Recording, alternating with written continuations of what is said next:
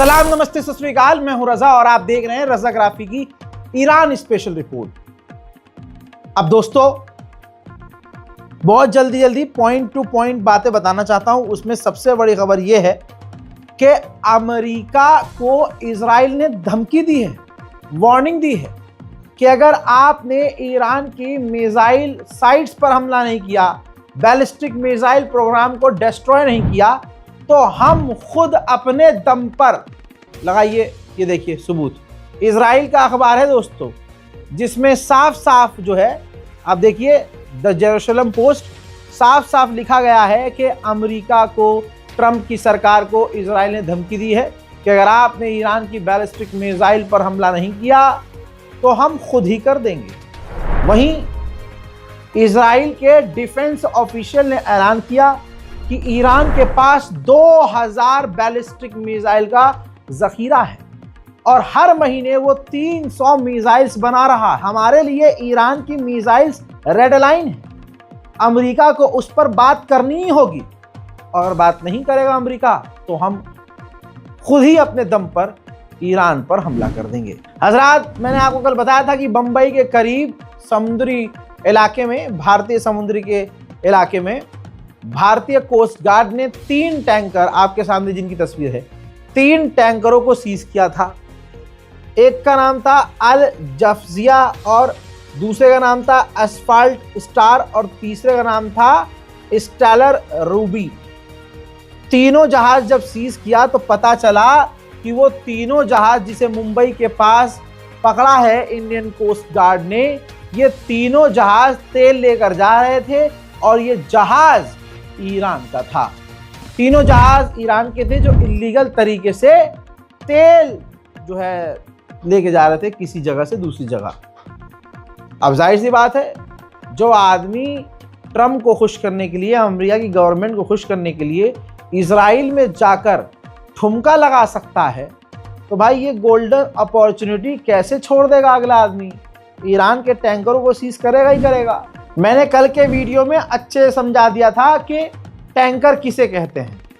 अब अमेरिका का tanker Spain में भी नजर आया है। ये देखिए, एक्सक्लूसिव फुटेज सामने आई है जिसमें अमेरिका के टैंकर भारी मात्रा में अब स्पेन में भी, जो बेस है मोरॉन एयरबेस स्पेन में, वहां पर अमेरिका के ये टैंकर तैनात नजर आ रहे हैं। अब आपको सबसे बड़ी खबर दूं, अमेरिका की लगभग तमाम तैयारी हो चुकी है और तमाम डिफेंस सिस्टम, खास करके अमेरिका का जो सबसे मजबूत, सबसे खतरनाक, सबसे ताकतवर एयर डिफेंस सिस्टम है, थर्ड एयर डिफेंस सिस्टम, ठीक, Jordan, UAE, Saudi Arab, Qatar, Bahrain, Oman, Egypt, Iraq, Israel, इन तमाम जगहों पर अमेरिका के ये defence, third air defence system तैनात हो चुके हैं। यानी अमेरिका जो जानबूझकर बातचीत का ड्रामा करके टाइम ले रहा था, उस टाइम का उसने भरपूर इस्तेमाल किया है और हर जगह अपने थर्ड एयर डिफेंस सिस्टम तैनात कर दिए हैं। बात करेंगे हम ईरान की, तो ईरान भाई साहब इस टाइम तो जलवा दिखा रहा है। ये देखिए, ईरान की सड़कों पर बड़े बड़े पोस्टर लगे हैं। हमने राइट साइड में पोस्टर को अलग से दिखाया है।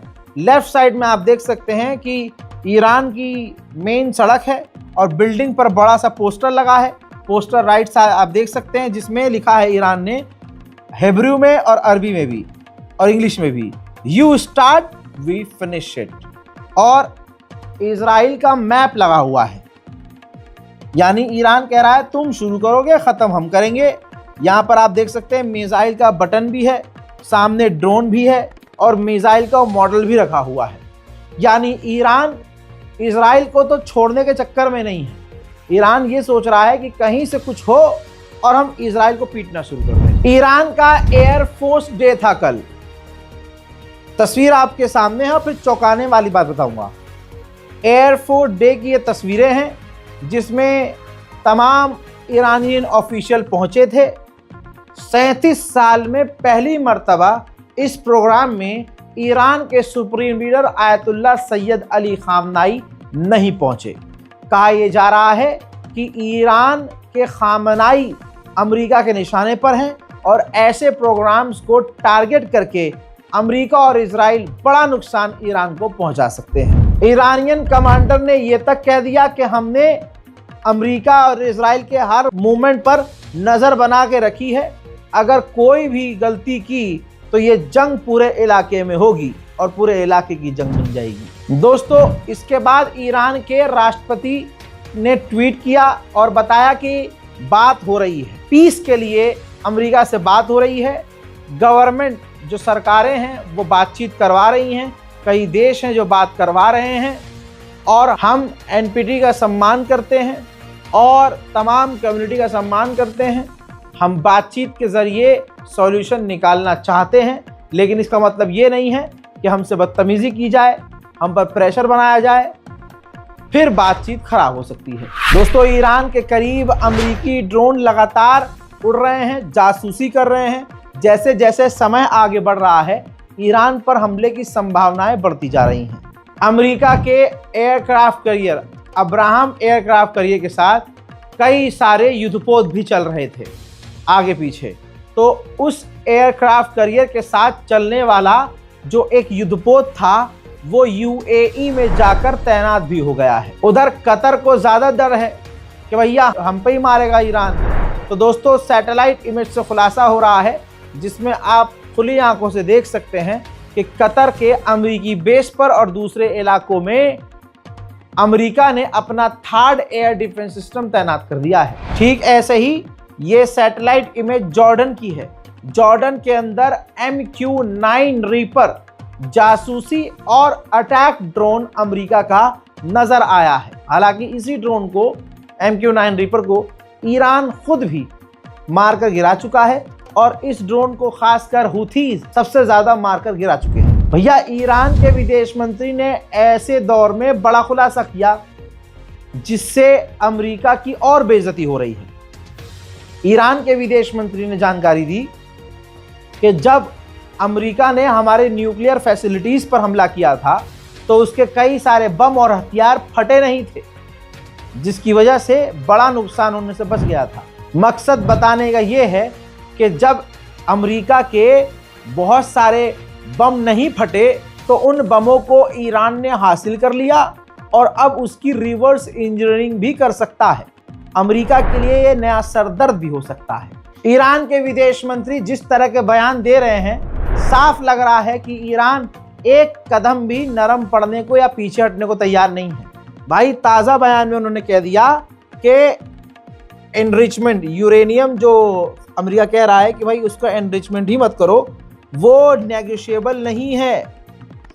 हम यूरेनियम नहीं छोड़ेंगे, हम किसी भी जंग की धमकी के बाद भी हम यूरेनियम एनरिचमेंट नहीं रोकेंगे। साथ ही हम प्रेशर में और हमें दबाव में लेकर डील नहीं की जा सकती, ना ही हम सरेंडर करेंगे। बाकी अमेरिका ने कहा है कि वो बात करेगा आगे, हम भी बात कर सकते हैं। बात हो रही है, अगले राउंड की जो मीटिंग है वो ओमान में होगी। दोस्तों, इन्होंने आगे ये भी कह दिया कि missile are off the table, यानी हमारी जो बैलिस्टिक मिसाइल और मिसाइल का प्रोग्राम है उस पर हम चर्चा में नहीं बात करेंगे, हम टेबल पे है ही नहीं उस बात को लेकर, मिसाइल पर हम बात ही नहीं करेंगे। साथ ही अमेरिका ने कहा था कि सेंटॉम के कमांडर को भी इस नेगोशिएशन में बातचीत में शामिल किया जाए, तो हमने मना कर दिया था कि अमेरिका के मिडिल ईस्ट के सेंटॉम के कमांडर इस बातचीत में शामिल नहीं होंगे। तो दोस्तों, वो शामिल नहीं है। हम डील करेंगे दोस्तों, अपनी बातों पर डील करेंगे, अपनी शर्तों पर डील करेंगे। सुनिए। The issue of ballistic missiles is off table. The issue and the main focus of negotiations is nuclear, and it will be so. It will remain so. The presence of CENTCOM's commander doesn't change anything at all, and we have been told that he is there to visit their own naval forces in the region. Iranian MP ने बहुत खौफनाक बयान दिया।